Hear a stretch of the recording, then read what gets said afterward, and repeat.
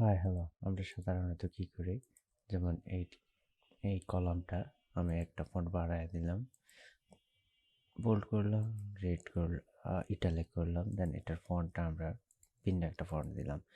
এখন আমরা যখন এই ফন্টটা এখানেও এই সিস্টেমটা এখানেও অ্যাপ্লাই করবো, তখন কী করি, সাধারণত ফরম্যাট ফেন্টার দিয়ে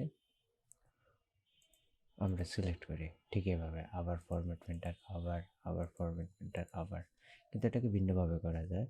কন্ট্রোল জেড দিয়ে আন্ডু করলাম, যেমন এই জিনিসটা। তো আমি এটাকে ফরম্যাট ফেন্টার দিলাম আর পুরোটা করলাম ওকে। আমার লেখাগুলো এখানে এরকম আসার কারণে আমি পুরোটা সিলেক্ট করলাম, দেন আমি ডাবল ক্লিক করলাম ওকে। এটা একটু বেশি বড় বড় হয়ে গেছে ওকে। দেন এখন এই জিনিসটা আমি ফরম্যাটটা প্রিন্ট করতে চাই, তো এটা ইজি ওয়েতে কীভাবে করা যায়, আমি ফরম্যাট প্রিন্টার ডাবল ক্লিক করলাম, এখন এটা সিলেকশন ওয়েতে আছে। এখন আমি র্যান্ডমলি আমার কিছু সিলেক্ট করলাম এভাবে। এটা আবার আন্ডু করতে জাস্ট ফরম্যাট প্রিন্টারে একটা সিঙ্গেল ক্লিক করলে হবে।